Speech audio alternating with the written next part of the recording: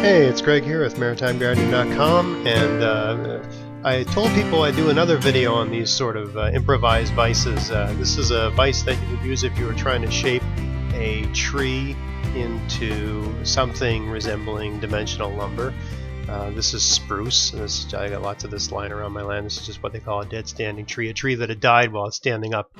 And the first step you got to do, so this is a way to make a vise that you can use so you can work wood using both your hands. You don't have to hang on to the wood at all, just using one tree. So the first step is to take the ends of the tree. I mean, I've worked on this already a little bit, but just assume I hadn't done any work here. You got to take the end of the tree and you got to cut it flat on either side. So you're creating like a board-like dimension. Right, as flat as you can get it on either side, and you do that at both ends of the tree. You know, try to get it as square and as perfect as you can by eye. This really depends on what you're doing. You wouldn't use this for making a violin, something like that, right? But you try to get it as square as you can. Try to get a nice, I'm trying to do this in a 2x3, so a nice sort of 2x3 rectangular shape.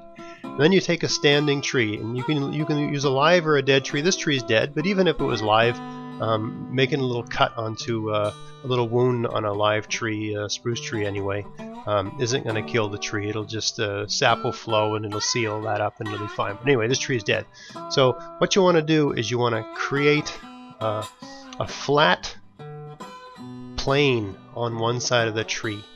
That's all I'm doing. A tree's round, right? The stem of the tree is round, so I'm just making a flat side to that tree.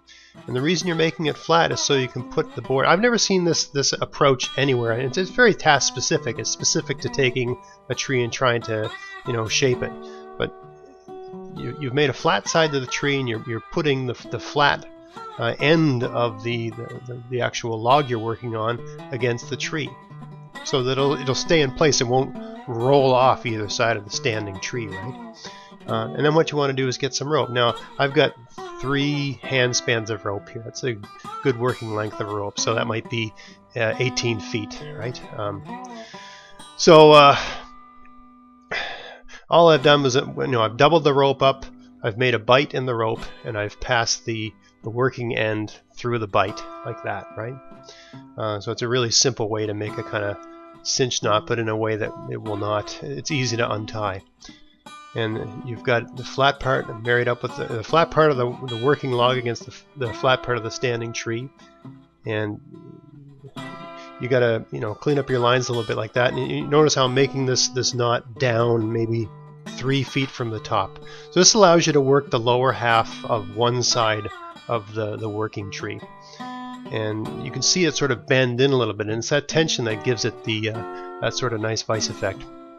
You pull it in like that, and then you wrap it across the middle a couple times, and that pulls it in even more, right? More than you could possibly pull with your arm.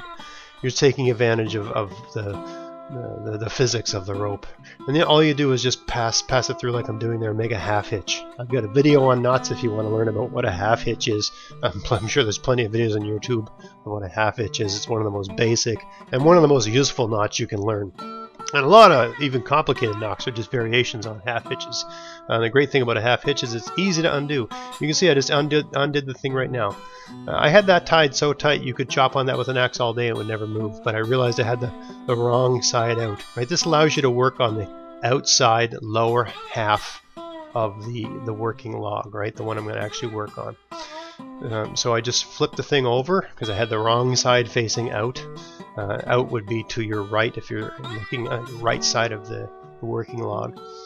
Right? And again, you pass that around, you wrap it around the tree a couple times, then you wrap it around that rope in between the 2 trees a couple times, and you see when I pull that, see how that tightens in? Just crank it. And then you put a half inch. And if you get a block of wood, I think I do this in a second here, if you get a block of wood, you can make fine adjustments to make sure that it's nice and square, because you want it to be as square as possible. I think I look up and it's really not in the right position, so you just grab any old hammer or whatever you can find, just give it a little adjustment. So now that's flat against that flat spot I made against the standing tree. and now I can work on this thing. And the beauty of this really simple vise that only involves one tree is that you can use both your hands on the axe, right? You're not holding the tree with one hand and working with the other, which allows you to work a lot longer. If you're doing all the axe work with just one hand, you burn out your forearm pretty quick, especially if you're, if you've got a cushy office job like me. It allows you to, get both your hands into equation. But also, aside from just the whole stamina thing, you just have more control over the axe. Aside from it being safer, you can just do better work. And because the tree is not moving at all relative to you, it allows you to just be much more careful and consistent and true to the shaping process, trying to get that thing as straight and as square and as board-like as you can get it using a basic tool. And of course, before you would adjust this, right? Because you gotta move this thing 4 times, right? You got to do one side, flip it over to the other side, then turn it upside down and do the other end of it in the other side. Before you do that, you take a draw knife to it, each side. So you do all that with it in position, right? You do the axe work and then you do the draw knife, just like I did in that previous video. But this is just for my especially the axe work, because you're getting the effect of gravity here. You can get a lot done with the axe work, and I don't find you wear out. Your arm doesn't get exhausted quite so quickly. Anyway, I've not seen this way. I mean, it's fairly task specific to doing this particular thing, but I have not seen this approach to making an improvised vise anywhere. And I don't know why, it just popped in my head while I was doing the other video on this. I thought, boy, what if you just tied it to a tree like that? It just popped in my head. And if you've seen this before, please let me know. If you know of a sort of a woodsman manual that talks about this technique. I mean, it's very specific for doing a particular kind of thing, but still,